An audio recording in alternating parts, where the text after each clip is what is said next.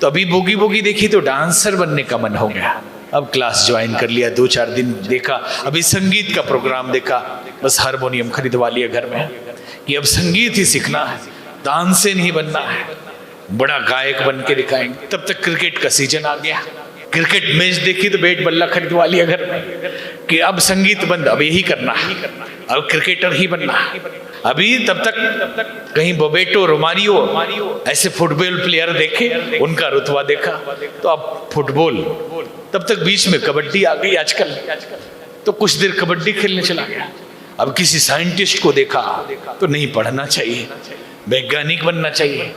कल ही हमारा दुश्मन है, कल ही हमारे लिए खतरा है। सभी देवताओं को प्रसन्न करने के अलग अलग मंत्र होते हैं। और आज डायरी लिखते तो क्या लिखते हैं? सुबह उठे, ब्रश किया, फिर बाथरूम गए, फिर आए, फिर टी लिया, फिर हमारे फ्रेंड का फोन आया था। अरे ये कचरा लिखने से क्या फायदा है?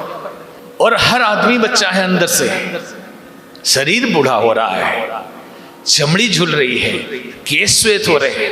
आदमी तो वही है जो बच्चा था, वो थोड़े बड़ा हो गया, वो ऐसे ही अंदर बैठा हुआ है बच्चा। जय जय जय जय जय शाश्वतम आदिनाद ब्रह्म ओंकार शाश्वतम। जिंदगी के सारे अवसर खो दिए, अवसर को कभी चूकना नहीं, यही सफलता का रहस्य है। तो एक बार जॉर्ज बर्नार्ड शॉ से किसी ने पूछा कि सफलता का राज क्या है, तो उन्होंने कहा कि अवसर को कभी नहीं चूकना। तो बोले पता कैसे चले कि अवसर आया? आपने कैसे पता किया कि अवसर आ गया? तो उन्होंने कहा कि मैं हमेशा सावधान रहा, मैं हमेशा चौकन्ना रहा, हमेशा अवेयर रहा। अवसर का घोड़ा आया, मैं उस पे सवार था, नहीं आया तो भी मैं जंप करता रहा, कभी चूका नहीं, खाली है फिर भी काम करता रहा। सफलता मिले असफलता मिले फिर भी उतनी मेहनत से लगा रहा। कई बार असफलता मिल जाए, निराश होकर लोग बैठ जाते हैं, काम बंद कर देते हैं, बिजनेस चौपट कर लेते हैं। लेकिन अवसर को समझने वाले उस विपरीत समय में भी उछलते ही रहते हैं, कुछ न कुछ करते ही रहते हैं। कब अवसर आ जाए क्या भरोसा, कब वो अवसर आ जाए, किस पल में उसका नाम लिखा हो, इसका कोई भरोसा नहीं। नहीं अभी आराम कर ले, थोड़ा आएगा तो कोई सूचना देने आएगा, कोई लाउड स्पीकर लेके या निमंत्रण पत्र लेके आएगा कि आइए डॉक्टर साहब मल जी, अवसर आया है, बुला रहा है। नहीं आएगा। ऐसा कोई फोन नहीं करने वाला कि मिश्रा जी, श्री प्रकार मिश्रा जी आइए, आपके लिए अवसर आया है।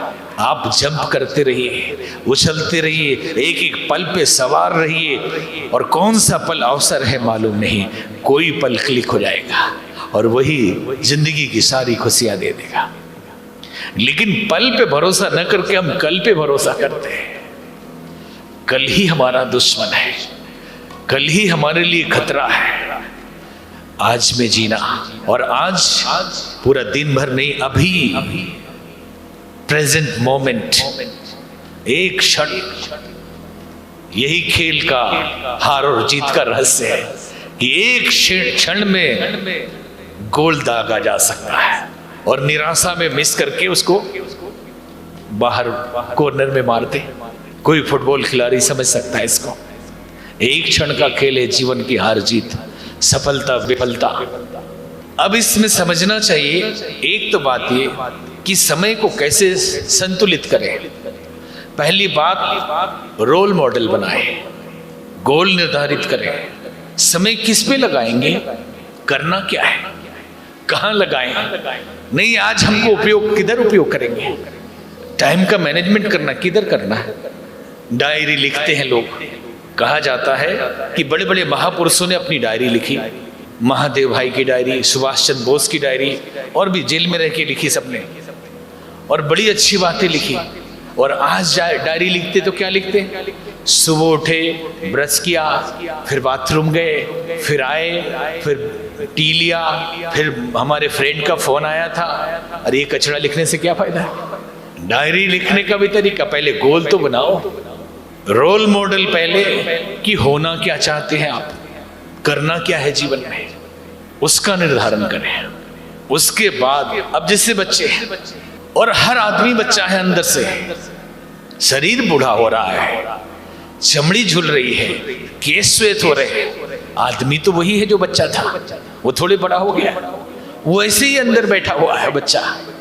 लेकिन शीशे में, आईने में जब चेहरे को देखते तो लगता हम बड़े हो गए, तो थोड़ा सा गंभीर व्यवहार करने लगते हैं थोड़ी देर के लिए, लेकिन जैसे मौका आया वो बच्चा बाहर आ जाता है, वो भीतर का बच्चा फिर से खेल खेलने लगता है। तो एक बच्चा बुगी बुगी देखे, कोई टैलेंट हंट देखे, कोई डांस शो देखे, कोई लिटिल चैम्प देखे, कोई संगीत का प्रोग्राम देखा, तो अभी बुगी बुगी देखी तो डांसर बनने का मन हो गया, अब क्लास ज्वाइन कर लिया, 2-4 दिन देखा, अभी संगीत का प्रोग्राम देखा, बस हारमोनियम खरीदवा लिया घर में कि अब संगीत ही सीखना है, तानसेन ही बनना है, बड़ा गायक बन के दिखाएंगे। तब तक क्रिकेट का सीजन आ गया, क्रिकेट मैच देखी तो बैट बल्ला खरीदवा लिया घर में कि अब संगीत बंद, अब यही करना है, अब क्रिकेटर ही बनना है। अभी तब तक कहीं बोबेटो, रोमारियो ऐसे फुटबॉल प्लेयर देखे, उनका रुतबा देखा, तो अब फुटबॉल, तब तक बीच में कबड्डी आ गई आजकल,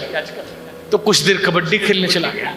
अब किसी साइंटिस्ट को देखा तो नहीं, पढ़ना चाहिए, वैज्ञानिक बनना चाहिए, कभी नेता को देखा तो लगता मंत्री बनना चाहिए, क्या क्या बनोगे। एक संत के पास एक बिजनेसमैन गए और उन्होंने कहा कि बाबा मुझे एक फैक्ट्री लगानी है, जल कितने नीचे है? तो संत ने कहा 100 फीट नीचे है, खुदाई करवाओ। खुदवा दिया, जल नहीं निकला। तो संत के पास गए, बाबा जल नहीं निकला, 100 फीट खोद दिया। बोले सचमुच 100 फीट खोद दिया? मैं अभी भी देख रहा हूं 100 फीट नीचे जल है। तो उसने कहा खोद दिया। संत ने कहा चल के मैं देखता हूं। देखा 10 जगह 10-10 फीट खोद दिया, 10 जगह 10-10 फीट खोद दिया है, थोड़ा इधर थोड़ा उधर थोड़ा उधर, कहीं पानी नहीं निकलने वाला। अरे एक ही जगह 100 फीट खोदो जब तक कि पानी निकल ना जाए, एक लक्ष्य को लेके उसी पे सवार रहो जब तक कि सफलता न मिल जाए। और बाधक क्या है सफलता में? आप कहेंगे कि हमारा व्यक्तित्व कमजोर है, हमारी स्मृति कमजोर है। वैज्ञानिक तरीके से ये समझ लीजिए कि मंद बुद्धि, पागल या बीमार लोगों को छोड़कर सबकी स्मृति, मेमोरी सबकी बराबर होती है, लगभग बराबर होती है। किसी को विटामिन की कमी हो गई बात अलग है, नहीं तो सबकी बराबर होती है। तो आप कहेंगे कि एक विद्यार्थी फर्स्ट डिवीजन से पास होता है, एक थर्ड हो जाता है, बराबर बुद्धि है तो कैसे? जिसमें रुचि होती है वो याद रहता है और जिसमें अरुचि होती है वो याद नहीं रहता। एक फर्स्ट डिवीजन से पास होने वाले विद्यार्थी से आप पूछ दें कि कौन सी फिल्म कब रिलीज हुई, नहीं बता पाएगा। कब किस क्रिकेटर ने कितना रन बनाया, नहीं बता पाएगा। किस फिल्म का डायरेक्टर कौन है, ये भी नहीं बता पाएगा। लेकिन फर्स्ट डिवीजन से पास होता है, विद्यालय का सबसे होनहार विद्यार्थी है। और एक फेल होने वाले से पूछिए कौन सी फिल्म कब रिलीज हुई, तुरंत बता देगा। उससे पूछिए किसने कितना रन बनाया, तो स्मृति कमजोर है, इनसे ज्यादा याददाश्त उसकी है। लेकिन जिसमें रुचि लगाई वो याद रहा। आप बड़े बड़े वैज्ञानिकों को देखेंगे तो हैरान हो जाएंगे कि न्यूटन अपने घर सुबह जाते हैं, अंडा उबालते हैं, घड़ी में टाइम देखते हैं। एक दिन उनके नौकर ने देखा कि घड़ी उबल रही है, अंडा हाथ में लिए देख रहे हैं। स्मृति है इस आदमी को, ये शोध करेगा। घड़ी उबल रही है, अंडा हाथ में लिए खड़े हैं। जिन्होंने थियोरी ऑफ रिलेटिविटी दी, उनके जीवन में भी ऐसी घटना है कि रोज टहल के आते थे, सोफे पे लेटते थे थोड़ी देर और छड़ी को कोने में खड़ा करते थे। एक दिन नौकर ने देखा छड़ी सोफे पे लेट रही है और अपने कोने में खड़े हैं। बोले सर आप कोने में क्यों खड़े हैं? बोले नहीं नहीं मैं तो लेटा हुआ हूँ, छड़ी कोने में खड़ी है। बोले नहीं सर आप लेटे, छड़ी आप कोने में खड़े हैं, छड़ी लेटी हुई है। आप कल्पना करिए इनको याद रहना, ये कैसे शोध करेंगे? जिसमें अब वो कहीं खो गए हैं, अब जिसमें रुचि है वो सब सूत्र उनको याद है, लेकिन ये चीजें भूल गए। तो आप कहेंगे ना मंदबुद्धि है, इतना बड़ा वैज्ञानिक है। तो स्मृति सबकी बराबर होती है, इसलिए ये ना समझ ले कि हमारी स्मृति कमजोर है, हमारी प्रतिभा कमजोर है। इसके कारण शायद हम असफल हो रहे हैं। नहीं, इसमें समस्या एक ही है, वो है आलस्य।